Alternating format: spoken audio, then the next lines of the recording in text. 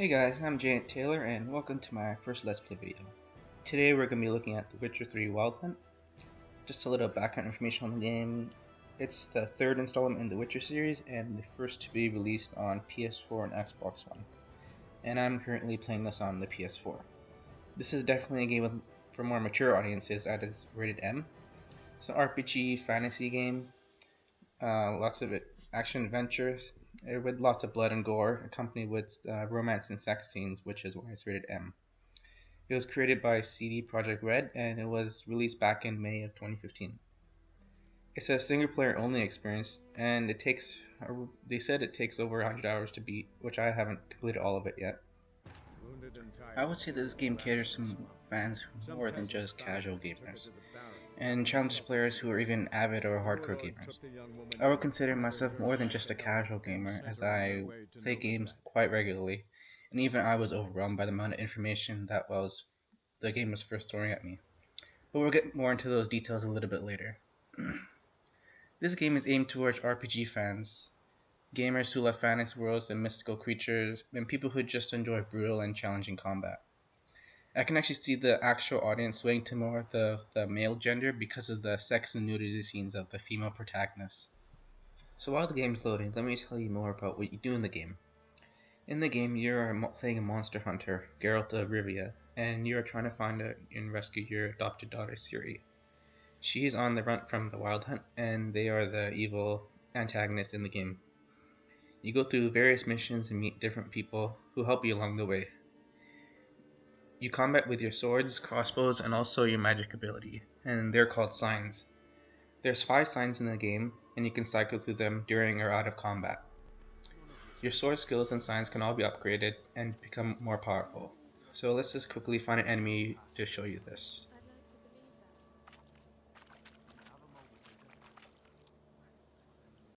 So we found this enemy, and here I'll show you can cycle through our various signs. So there's 5 of them on the top, and for example we can choose this top one called Igni, which creates fire. You can use this to melt off all the armor off enemies, and it can be upgraded to become more powerful and last longer. All of these signs are based on a fixed ratio.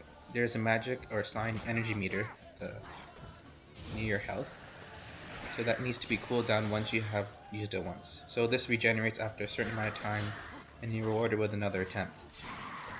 The sword combat is definitely a core mechanic, as you can't really finish the game without it, without battling enemies or creatures. Other obvious core mechanics include running, jumping, climbing, etc. While the crossbow makes it easier to defeat enemies, it's not necessary to actually defeat them. You can defeat them without using it, which makes it a satellite mechanic. You just have to be more patient. I also believe this applies to the signs. They're very helpful, and some creatures are weaker to a specific sign, but it's not necessary to use it. It would make the game much harder if you didn't, but you can still defeat enemies just using some patience and waiting for a counterattack. Speaking more about the combat, there are some uncertainty factors within it. When you first begin the game, you have to learn how enemies will strike, because sometimes it's not very obvious. Each enemy strikes in a different way, so sometimes they lunge at you and then stop you before attacking again. Others wait for you to attack them, and then after a certain amount of attacks that you strike, they will land their counterattack and attack with their own. Also, when fighting multiple soldiers at once, there will also be a soldier with a bow and arrow off in the distance. So this is another uncertainty, as you don't know when he's going to strike, so you need to be careful, and you need to dodge the arrows. I would say that there's a steep learning curve with most aspects of the game. Once you take time to learn it all, it's really fun and really rewarding. So after I kill these enemies, they all drop loot. This varies and is random based on the enemies you defeat. For example, if you kill a wolf, you'll either get wolf meat, a tooth, their pelt, or something similar. But if I'm fighting a soldier, you'll always get the weapon they have in their hand. You won't always get the same loot, but the game randomly chooses 1 or 2 to give you. I've tried this before to test the randomness among different enemies, and I got different loot each time. I did this by killing an enemy, then going back to my previous save, and then doing the same thing over again. However, the quest is all the same, because they want to give you things to further your progress in the quest. This game also has a pretty in-depth crafting system because of all the loot you get. I'd also consider this a satellite mechanic, as you don't really have to craft if you don't want to, but it does make things a lot easier. So you're able to craft swords by gathering the items you need for it, and then you can take it to a blacksmith and pay the person to craft it for you. But you can kill enemies and take their weapons, so you don't necessarily need to craft your weapons. I've yet to come across a necessity to create anything in order to progress through the main quest, but if I do, then I would actually change this crafting system into a core mechanic. You also have the ability to craft potions that temporarily increase your signs or combat, in addition to creating explosives and bombs. There are also some oils you can craft that some creatures are weak against, but as of right now I haven't really felt the need to make these. Most likely when I'm a higher level, I will create these to make it easier on myself. So looking more how into all these mechanics are taught to players, the sword and magic combat are taught through the first mission, which acts as a tutorial the same way as any other games would do it. There's a lot of different things to go through. There's just different combat strikes, the 5 signs, how to bring up your sign menu, throwing the bombs, and a little bit of the crafting. It took me a while to figure this out because I wasn't used to the button configuration. So after the tutorial I still had to go back and see the controls and how to throw things, how to get this menu up. For the crafting system, I didn't find the advice all that helpful. There's no real run-through example to show you how to craft.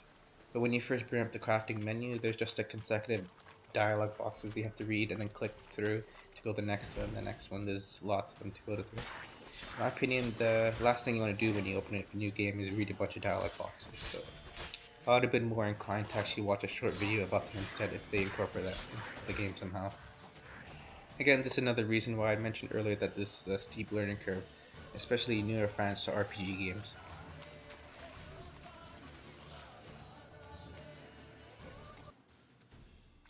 So in the background here we have the main menu, or the menu that pops up. And you have your map, you have your character, you have your all the crafting things. So let's just go quickly into the crafting menu. So these are all the things that are there. There's the quest items, there's the food that you get, there's the armor and the swords, and there's also the alchemy side too. So these are all the different loots I gathered throughout my playthrough, and I could take these and just create little things with them, bombs, sometimes weapons and potions, things like that. And if I go all the way to the character side, I can see my Geralt of Rivia, and I can change his armor, I can change his swords, things like that, and I can repair his armor and repair his swords through here if I have the appropriate toolkits. So we can look more at the map here. See, there's different cities they can go to. Each of them have a suggested level, and a different part of the story takes place in each city. So I can't really go to another city if I'm not the right level, so I have to level up, become stronger, and then defeat those enemies over there. There's even more uncertainty regarding the environment and the time of day. For example, in one of my missions I needed to go to a village and fight a creature so the inhabitants can come back to the village.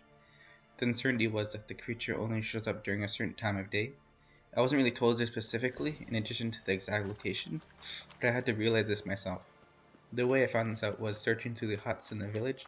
There was lots of loot in there that I could gather to prepare myself, and I came across a little diary which talked about the creature. In there was a physical description, some background information, and the time of day they actually came out. So I used that and came back to the village, I believe it was at midnight. I found this really interesting and intriguing way of learning extra parts of the narrative and the quest. Speaking of narrative, I'll jump into that right now. The narrative is really interesting as you have the option to choose what you're going to say in the dialogue. You can choose the various different options to gather more information, or you can just quickly skip through all of it and continue the conversation fast to get back to playing the game. So here it is. We can talk to this guy, we can choose what we want to say, and they'll respond in their own way for each option. But the developers also take this idea further by adding a time limit to some of them, so you need to act fast and you can't really go back on what you said. This adds a lot of uncertainty to the game because all the decisions, no matter how minor they seem, they all have a consequence or reward that you won't really know until much later. Sometimes 5 to 10 hours later you'll find out. I had an example of this where I walked into a group of knights who are harassing a bartender in a pub. I had the option to do nothing or intervene. I chose to intervene, so we fought outside the bar and beat them up, and they left. But before they left, they said they'll see me again. And a few hours later, on one of my side quests, they actually showed up. They tried to give me a hard time, so I had to fight them and kill them because they were trying to stop me from reaching my objective. That's just a small example, but there's much more in the game. The main story quest is told through cutscenes and in-game dialogue. Ludonarrative resonance is seen because the player is allowed to interact with NPCs, and is given a strong reason to do so because it refers to the main quest or side quest. This is a very non-linear game, giving the player the freedom to explore, do side quests, or the main quest, in an unstructured emergent narrative. There are some quests, side quests, and main quests that use the fold-back narrative method, where there are multiple choices of how to complete parts of the quest, but ultimately bring you back to the same ending. I've tested this and I tried out one option, then went to try the alternate option. In addition, the main quest also uses the unordered foldback narrative as well. This is due to the designers giving the players choice between the main plots and the subplots simultaneously, which all flow back to the main quest. There are multiple cities in each world, as I showed you earlier in the map, and each have a suggested level upon entering. The main quest has you going through all the cities to meet the characters, and who all have an interesting story to tell with top-notch voice acting. The last topics I'll be talking about are the rewards and the economic system. There are an abundance of rewards such as experience points, loots, quest progression, weapon diagrams, achievements, and leveling up. Continuous, fixed ratio, and variable ratio rewards are all in play here, which are defined by John Hobson as contingencies to produce the pattern of activity from what you want from the players. The reward of the loots is continuous because it is a guarantee of loot after killing enemies. Variable ratio is used for rare loots for higher level creatures, as rare items are achieved after a random number of creatures are killed, and the loots are the weapon and armor diagrams. These allow you to craft better swords and armor, and the fixed ratio was described earlier with the magic energy meter. Leveling up allows you to equip better armor and swords. For each level you gain, you earn a point, which can be used to upgrade your abilities. The economy systems in the game include the player's health, money, experience points, and skills. With the money, you can buy and sell items to the NPC traders, merchants, blacksmiths, and other people. You can regenerate your health by eating food, and the food can be bought, looted from enemies, or found scouring the environment. There are negative feedback loops, so a player's wealth won't skyrocket the higher level they are. The designers implement a repair feature, which you have to repair your swords and armor. And the higher the level your armor and swords, the more you have to pay. Players can receive better gear and loot as their level increases to fight stronger monsters, which is a positive feedback loop. This increases the longevity of the game since players are not bored but instead are in a balanced equilibrium. I would definitely recommend this game to anyone who loves a great story and deep crafting system. I have close to 24 hours played and I barely scratched the surface of what this game offers. Well, that wraps it up for my Let's Play. I hope you learned something, and thanks for listening.